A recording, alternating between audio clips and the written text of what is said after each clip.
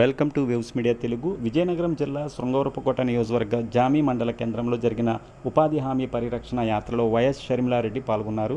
జిందాల్ పరిశ్రమ అంశంపై ముఖ్యమంత్రి చంద్రబాబు నాయుడుకు లేఖ రాస్తానని హామీ ఇచ్చారు. వైఎస్ రాజశేఖర రెడ్డి బ్రతికుంటే జిందాల్ పరిశ్రమ మూతపడేది కాదని వ్యాఖ్యానించారు.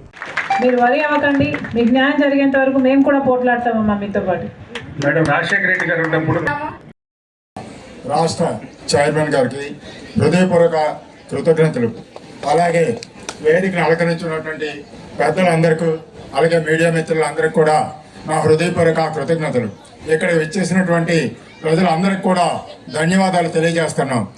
మేము లస్కోట మండలం బొడ్డవరం మాది జిందాల్ అల్యూమినియం కంపెనీ కోసమని 2007-2008లో 1164 ఎకరాల భూమిని ప్రభుత్వం వారు జిందాల్ యాజమాన్యానికి అప్పచెప్పడం జరిగింది.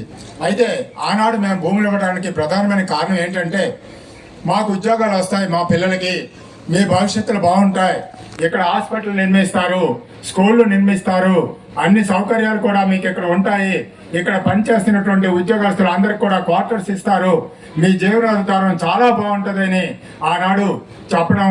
అలాగే ఆనాడు ఆర్డీఓ గోవిందరాజు గారు కూడా అక్కడ రావడం వల్ల మాకు గవర్నమెంట్ వారు ఇందులో ఇన్వాల్వ్ అయి ఉన్నారు. ఆనాటి మా గ్రామ పెద్దలు, ప్రస్తుత ఎమ్మెల్సీ రఘురాజు గారు, ఆనాటి ఎంపీటీసీలు, ఎంపీపీ గారు అందరూ చెప్పడం వల్ల మా రైతులందరికీ కూడా ఒక నమ్మకం కలిగింది. పర్వాలేదు, ఈ కంపెనీ వస్తే మన పిల్లల భవిష్యత్తులు బాగుంటాయి కాబట్టి మనం భూములు ఇద్దామని మా 4 పంచాయతీలు, మూలపడవర పంచాయతీ, కిత్తంపాలెం పంచాయతీ, ముసిడిపల్లి పంచాయతీ, పెదకండపల్లి పంచాయతీ, 4 పంచాయతీల్లో కూడా మేమందరం తీర్మానం చేసి భూములు ఇవ్వడం అనేది కంపెనీకి జరిగింది. అయితే అలా 18 సంవత్సరాలు 2023 వరకు అలా కంటిన్యూ అవుతూనే ఉంది. ఏమండి మా కంపెనీ కట్టలేదు, మా పరిస్థితి ఏంటి, మా పిల్లలు ముసలోళ్ళు అయిపోతున్నారు, మా పిల్లల జీవనాధారం ఏంటి అని మేము కంపెనీ యాజమాన్యాన్ని అడిగితే వాళ్ళు ఇది మా సమస్య కాదు, బాక్సైట్ గవర్నమెంట్ వారు ఇవ్వలేదు, ఆ కారణంగా మేము కంపెనీ నిర్మాణం చేయలేకపోతున్నాము, వాళ్ళు కంపెనీకి బాక్సైట్ అనుమతులు ఇస్తే వెంటనే 2-3 సంవత్సరాల్లో మీ కంపెనీ ఏర్పాటు చేస్తామని చెబుతూ వచ్చారు 2023 వరకు. ఆ తర్వాత 2023లో కంపెనీ బాక్సైట్ అనేది రద్దు చేశారు.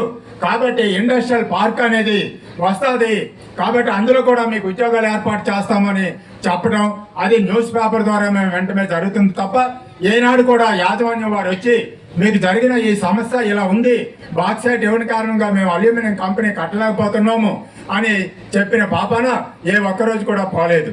మరి అలాంటప్పుడు మాకు రైతులకి అన్యాయం జరుగుతుందని మేము అందరం కూడా నేటికి 250 రోజులు ఎప్పుడో పరిష్కారం అయిపోయేది. కానీ రాజశేఖర రెడ్డి గారు వెళ్ళిపోయారు, ప్రభుత్వాలు మారాయి, కానీ మీ భూమి మాత్రం మీకు కనీసం వెనక్కైనా ఇవ్వలేదు, లేక కాంపన్సేషన్ అయినా ఇవ్వలేదు. ఏది లేదు మేడం, ఇది చాలా అన్యాయం. మేము రోడ్డు మీద పడ్డాం మేడం. ఈ వాటికి మేము 9 నెలలు బట్టి రోడ్ల పాలు ఉంటే పోలీసులు ఒక్కాసి మాకు ఏ అండా లేకుంటే ఎవ్వరూ మనకంత లేరు మేడం. ఎంతమంది కలెక్టరేట్కి ఎన్నిసార్లు వెళ్ళాము మేడం, ఎవరూ పట్టించుకోలేదు. ఏదైతే ఉందో మేము మాకున్న అక్కడ ఎమ్మెల్సీ రాజుగారిని పట్టుకొని మేము ఆయన ఇంటి చుట్టూ తిరుగుతున్నాం మేడం, కనీసం ఎవరు పట్టించుకోలేదు. ఆయన ఉన్నారంటే మరి ఆయన కూడా మాకు ఆయన దండ బట్టి మేము ఆయన అనగతి వెళ్ళగలిగాము. ఈ వాటికి ఎలక్షన్ వస్తే మేము మీకు ఓటే, మేము మీకు ఉన్నాము రెండమ్మని ప్రతి ఒక్క నాయకులు వచ్చి ఎలక్షన్ వచ్చేటప్పటికి మాకు రండి అంటారు. ఇవాళ ఎలక్షన్ లేదు, ఏది లేదు, మేము రోడ్డున పడ్డాం. ఎలక్షన్ వస్తే మా దగ్గరికి వస్తారు మేడం, లేకపోతే ఎవరూ రారు. కాబట్టి ఇవాళ ఏ పార్టీ వాళ్ళైనా మేడం మేము రోడ్డున పడ్డామంటే మమ్మల్ని ఆదుకుంటే కదా మేడం ఆ పార్టీ అనకతలు మేము వెళ్ళగలుగుతాము. ఏ పార్టీ నాయకులు రాలేదు మేడం, ఎవ్వరూ పట్టించుకోలేదు. పిల్లలు తల్లులు అందరూ మేము రోడ్డున పడి ఉన్నాం మేడం. ఇవాళ 9 నెలలు బట్టి కూలీ నాలి ఏ పని లేకుండా ఒక పూట తింటే ఒక పూట తినకంట అలాగే నిలబడి నిరాహార దీక్ష చేస్తున్నాం మేడం. చేసినందుకు పోలీసు వాళ్ళు కూడా మా ఇళ్ల మీదకి వచ్చి మాకు బయట వాళ్ళు ఇచ్చి చాలా నానా రకాలుగా ఇబ్బంది పెట్టారు మేడం. కాబట్టి ఇదేదో మీరు ఇవాళ మాకు దేవతలాగా ఇక్కడికి వచ్చారు. ఆనాడు ఆ పెద్ద అయినా ఇవాళ మీరు ఆయన దృష్టిలో మిమ్మల్ని చూసుకొని పెద్ద ఆయనలాగా మిమ్మల్ని పూజించుకుంటాం మేడం. మా అండగా మీరు ఉండండి మేడం, అది మాకేదో కొంచెం న్యాయం చేయండి మేడం. మీరు తప్పకుండా మా కలెక్టర్ గారితో నేనే మాట్లాడతా స్వయంగా. Will see what we can do. ఇది చాలా అన్యాయం. పరిశ్రమ అయినా వచ్చి ఉండాలి, లేకపోతే వాళ్ళ భూములు వాళ్ళకి వెనక్కైనా ఇవ్వాలి, లేకపోతే కాంపన్సేషన్ అయినా ఇవ్వాలి. ఈ మూడిట్లో ఏదీ చేయకుండా ఇలా మిమ్మల్ని సతాయించడం చాలా అన్యాయం. ఈ రోజు వరకు కూడా మా డిసిసి చెప్తున్నారు దాన్ని ముక్కలుగా చేసి వేరే వాళ్ళకి ఇచ్చేస్తున్నారు అని. మేడం చాలా అన్యాయం మేడం. ఆ సార్లు అందరూ మా దగ్గరకు వచ్చారు మేడం. వాళ్ళందరూ వచ్చి మీకు మేము ఉన్నామమ్మా, శర్మిల మేడం ఉన్నారు, మీరేం భయపడవసరం లేదు, మీకు న్యాయం జరుగుద్ది, మీ వెనక మేము ఎక్కడికి రమ్మన్నా వస్తాము, శర్మిల మేడం వస్తారని అందరూ వచ్చారు మేడం. వచ్చి మాకు ధైర్యం చెప్పారు మేడం. కానీ ధైర్యం చెప్పినా మేము ఇంకా ఏదో కోల్పోతున్నాం మేడం. మా కష్టాలు అయితే రైతులకున్న కష్టాలు ఎవరికి రైతులు ఏంటనేది మీకు కూడా తెలుసు. ఈ వాళ్ళకి మా తెన్నుపడ్డవారం ఎస్కోట మండలంలో జిందాల్ బాధితులు మేమే మేడం. కొన్ని 650 మంది రైతులు ఉన్నారు మేడం. వీళ్ళందరూ కూడా చాలా ఇబ్బంది పడుతున్నారు మేడం. మేము ఒక్క ఏడవడం ఒకటే తరువు మేడం. ప్రతి ఒక్కరు కూడా మా భూముల్లోకి మేము వెళ్తే మేము అక్కడ నించున్నా సరే నీది కాదు భూమిని తోసి పారేస్తున్నారు మేడం. జేసీబీలు తెస్తున్నారు, వాటితో తోసుకెళ్ళిపోతున్నారు. నీకెక్కడుందయ్యా భూమి, ఇక్కడ నీకు భూమి లేదు వెళ్ళిపో అని తోసేస్తున్నారండి. ఎన్ని ఎకరాలమ్మా? 11 ఎకరాలు మేడం. 1100 ఎకరాలు. రాజశేఖర్ రెడ్డి తనయురాలు శర్మిలమ్మ గారికి, అలాగే ఈ జిల్లా కాంగ్రెస్ అధ్యక్షులు అన్న ఒక్క నిమిషాల విషయం చెప్పారా? ఓకే, పెద్దలు తిరుపతి డాక్టర్ గారికి, మీడియా సోదరులకు, ఈ మండలంలో ఉన్నటువంటి పెద్దలందరికీ ప్రతి విషయం నాకు ముందు పెద్దలు చాలామంది ఈ జిందాల పరిశ్రమ గురించి చెప్పడం జరిగింది. అమ్మ, ఆ రోజు 2006లో మా వైపు సర్పంచ్, ఆ టైంలో ల్యాండ్ ఎక్విజిషన్ జరిగేటప్పుడు సుమారుగా 1100 ఎకరాలు భూమి సేకరించడం జరిగింది. అందులో భాగంగా మా ప్రాంత రైతులు మన పిల్లలకి ఉద్యోగ అవకాశాలు వస్తాయి, మన ప్రాంత అభివృద్ధి అవుతుందని చెప్పేసి ఆ కాంగ్రెస్ టైంలోనే ల్యాండ్ ఎక్విజిషన్ జరిగింది. అన్న ఇష్యూ అర్థమైందన్న, అదే ఒక్క ఇష్యూ. నిమిషం ఇంకా ఇందులో పార్ట్లు ఉంది. అది కొత్త విషయం ఏదైనా ఉంటే చెప్పండి. లేదమ్మా, అందులో పార్ట్లు ఉన్నాయి. ఆ రోజు ఉద్యోగాలు ఇస్తామని ఉద్యోగాలు ఇవ్వలేదు. టీఓటీ కింద రైతులందరూ లేరని చెప్పి టీఓటీ కింద పెట్టిస్తే రైతులు కూడా బ్రతికే ఉన్నారు. అది పీఓటీ కింద పెట్టిస్తే మళ్ళీ తిరిగి రైతుకి మళ్ళీ అప్పచెప్పాలి కదమ్మా, లేదంటే గవర్నమెంట్ తీసుకోవాలి. ఈఓటీ అంటే ఇక రైతు చనిపోవడం లేడు అనేసి నిర్ధారణ చేసి అది ప్రభుత్వానికి అది యాక్వై చేసుకుంది. ఇవాళ రైతులు ఉన్నారు,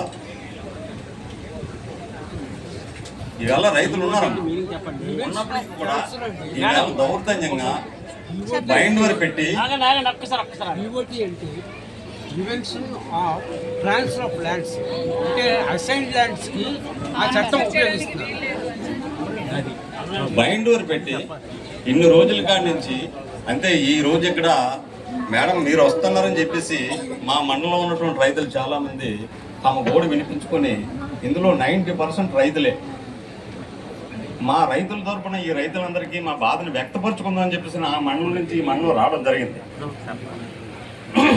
దయచేసి ముఖ్యమంత్రికి లెటర్ కూడా రాస్తాను అన్న, మా వంతు ప్రయత్నం మేము చేస్తాము, మీతో పాటు మేము ఉన్నాము, మీ పోరాటంలో మేము కూడా భాగస్థులం అవుతాము, మీరు వరి అవ్వకండి, మీకు న్యాయం జరిగేంత వరకు మేము కూడా పోట్లాడతామమ్మా మీతో పాటు. మేడం రాజశేఖర రెడ్డి గారు ఉన్నప్పుడు మేడం ఒక నిమిషం, రాజశేఖర రెడ్డి గారు ఉన్నప్పుడు అన్ని జిల్లాల్లో కూడా రైతులు ఇదే విధంగా ఫ్యాక్టరీలు వస్తాయని చెప్పి అప్పుడు నమ్మకంతో నెల్లూరు జిల్లాలో కూడా ఇదే సమస్య 3000 ఎకరాలు ఇఫ్కో సెల్స్కి అని చెప్పి తీసుకున్నారు. ఇప్పటి కూడా కాబట్టి రాజశేఖర రెడ్డి గారు ముఖ్యమంత్రి రాజశేఖర రెడ్డి గారి టైంలో 1100 ఎకరాలు తీసుకున్నారు. తీసుకున్న తర్వాత ఎన్నో హామీలు ఇచ్చారు. ఇంటికి ఉద్యోగం అన్నారు, నెలవారీ పెన్షన్లు అన్నారు, షేర్లు అన్నారు, అన్నీ చేశారు. కానీ ఎవరు కూడా 11 సంవత్సరాలు 12 సంవత్సరాలు అయిపోయినా సరే కనీసం ఒక కంపెనీ కూడా అక్కడ ఒక గేటు తప్ప ఇంకేమీ లేకుండా చేశారు.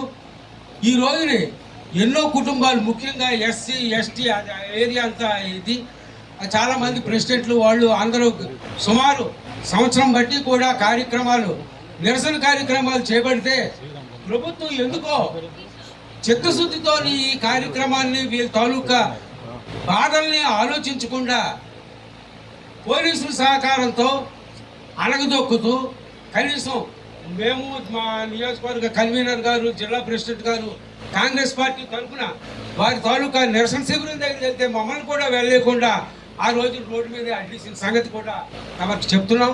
ఎందుకు ఇలా చేస్తున్నారు? ఇది మనం ప్రజాస్వామ్యంలో ఉన్నాం.